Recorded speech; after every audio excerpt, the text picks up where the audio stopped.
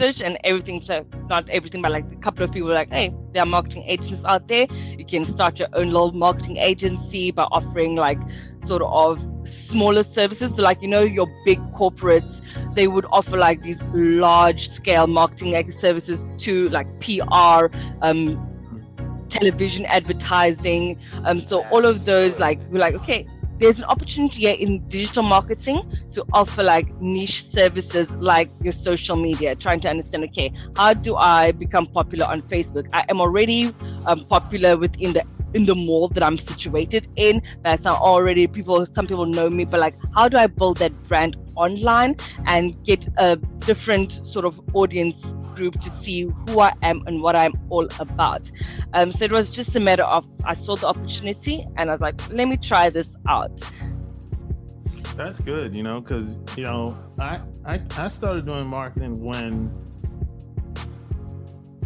I started offline marketing first. And then I came online, and then, I've pretty much never looked back since. But not saying that I don't do offline marketing, but a lot of people don't like online marketing because, things change. They change the algorithm from time to time or whatever, and a lot of people don't understand how things work, especially like clients. So what are some, I guess, challenges that you've had with some clients? Because there's some clients, they have like unbelievable expectations. You what? So you do find like some of those clients that have unbelievable expectations. So from that perspective, what I usually do is suss them out, like when I'm still trying to onboard them, trying to figure out, okay, is this client going to give me a headache or not?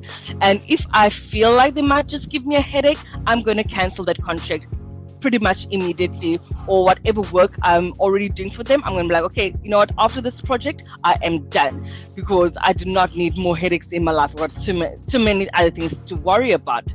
So when it comes to clients that are difficult or have like very large expectations and are not willing to pay for those large expectations, because you also find those, like, it's fine to have large expectations, like, you want to be the best brand out there, but do not expect to be like a company like Coca-Cola or any other big beauty like Nivea or whatnot. Do not expect to be as big as that if you're not willing to put in millions of dollars year in and year out. You cannot come to me with a $500 budget and be like, hey T, please do your magic. It does not work that way. So it's also about, hey, what is the person's budget and what are the expectations, and are they willing to pay for their higher expectations?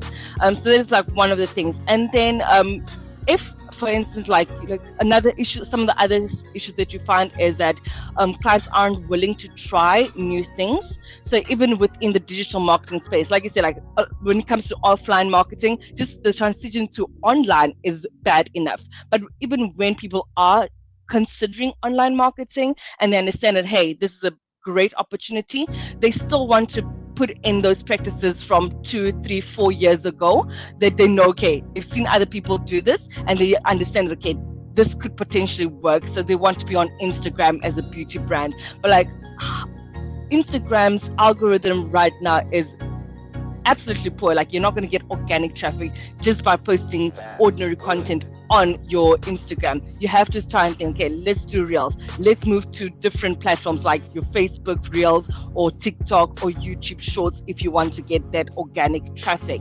And then again, if you want to be on Instagram, then pay Mark Zuckerberg to be on the platform and get exposed to more people.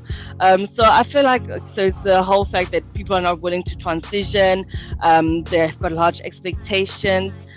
That is pretty much some of the biggest obstacles that I have found as well, and I just try my best to work around them.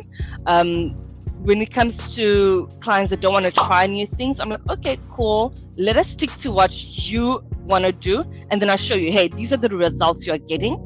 And then as we are working, I'm like, by the way, there's something else that we could try.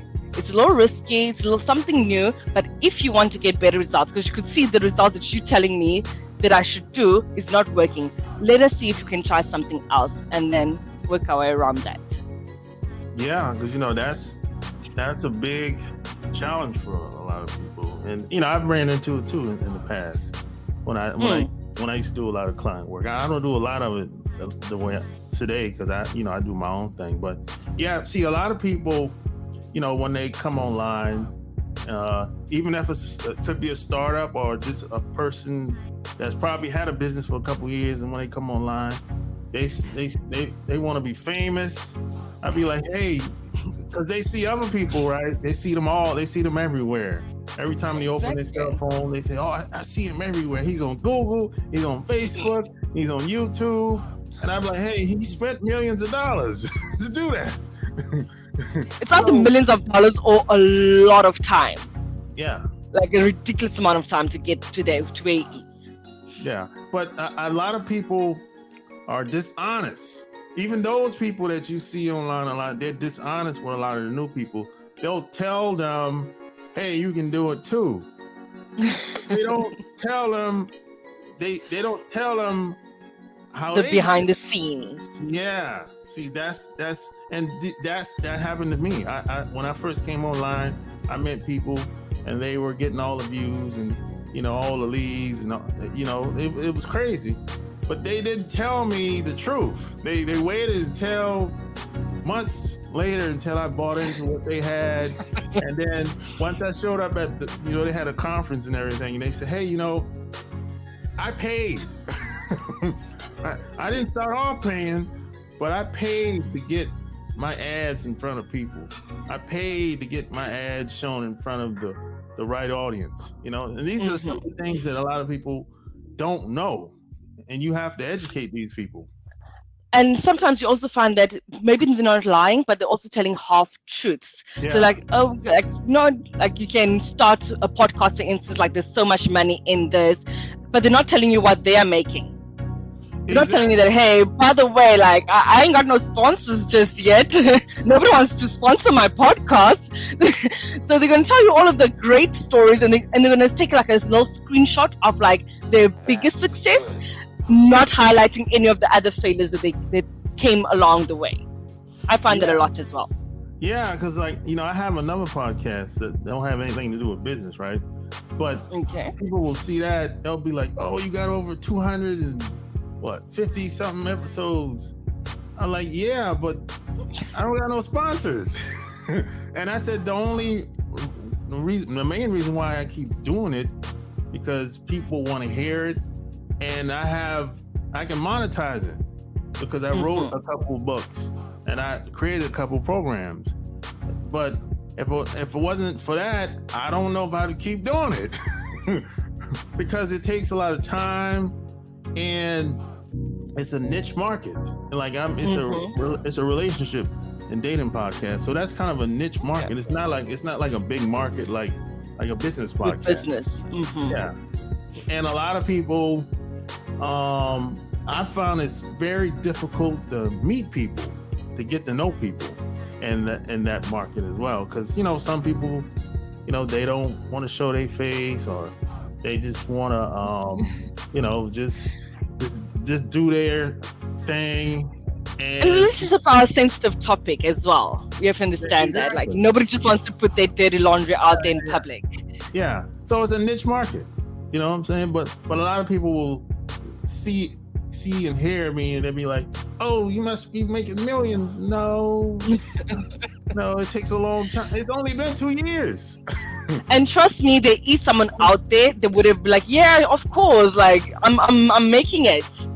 Like, I'm so successful, like that. Yeah, I'm getting money. Like, they try and hide the fact that, hey, they're putting in so much effort and not getting any financial sort of returns on that just yet. Yeah, it takes time, and then people will say, well, what about the celebrities? Well, they're celebrities. I'm not a celebrity. I'm not a public figure. Now, if you're an entertainer, that's completely different ballgame. That's completely different.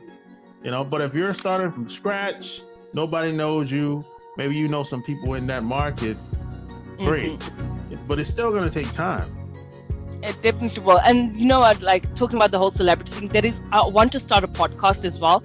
And I've thought about that as well. Like, hey, why not position my business, my podcast, in such a way that it drives some almost like an entertainment aspect as well, and not just the information that we share. So just a little idea there for anyone that's listening, thinking about starting a podcast, turn it into an entertainment business as well. So besides the interviews that you're having, like for instance, go out on coffee dates with the people that you are having an interview with beforehand, if you can, and then you show how you are going around having coffee, put that up on TikTok. It's sort of drive that entertainment aspect of things and not just the informational part and the educational part.